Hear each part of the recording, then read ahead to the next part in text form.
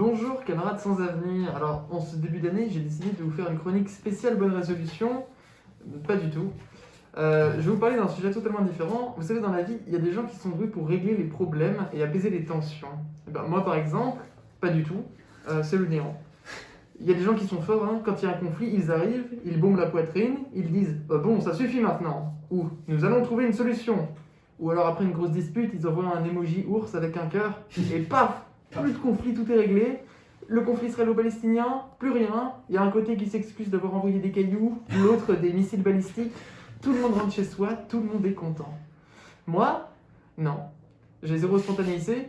Je fais des plans super complexes qui ne marchent pas. Alors je fais des plans pour tout, hein, pour parler à mes crushs, pour prouver aux gens que je suis plus fort physiquement qu'eux.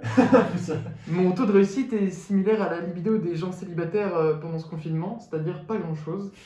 D'ailleurs, en parlant de libido, ces derniers temps, je m'étais pas mal rapproché de quelqu'un qui vit avec moi, ma cafetière. Et donc, hier soir, on a eu un rencard et je lui ai avoué mes sentiments.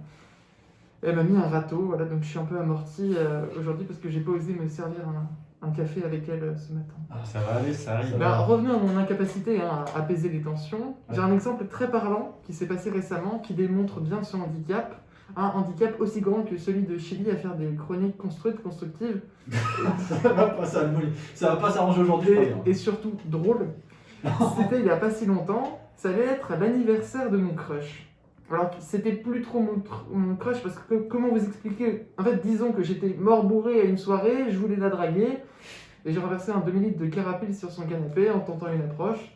Bon, en plus c'était ta mère, donc c'est délicat quand même. Voilà, par association, j'étais plus très à l'aise avec elle. Mais ça allait être son anniversaire et j'ai profité de cette occasion pour faire un plan parfait. J'allais envoyer un petit message mignon, j'avais stalké son Insta, je savais qu'elle avait un chat, j'allais glisser une petite blague de bon anniversaire en mode « Bon anniversaire à toi et à ton chat !» On me dit souvent que je suis quelqu'un d'original. Elle allait rire, et paf, problème réglé, tension apaisée, retour de l'être aimé, guérison des maladies incurables, la totale. On arrive donc le jour de son anniversaire, je lui envoie son message à une heure pas trop calculée, tu vois, genre un truc spontané, naturel, genre 7h54. Parce que je sais que son premier réveil sonne vers 8h15. Paf, elle se réveille, elle le lit, et là elle m'écrit « Mon chat que t'as vu sur Insta ? Ben, mon chat est mort il y a 1 mois. Mais bon anniversaire à moi quand même !» Voilà, pour l'apaisage de tension, c'était mort. Pour le message mignon aussi. La suite du plan, c'était de répondre « Mais non, c'est toi et ton chat qui êtes les meilleurs. » Comme ça, clin d'œil. Comment vous dire que je ne l'ai pas appliqué? Je vais pas répondre tout de suite, je suis parti en balade 2 heures dehors pour me changer les idées. Comme on est l'hiver, j'ai vu des arbres sans feuilles, des flaques d'eau, un hérisson mort. Ça pas un hérisson.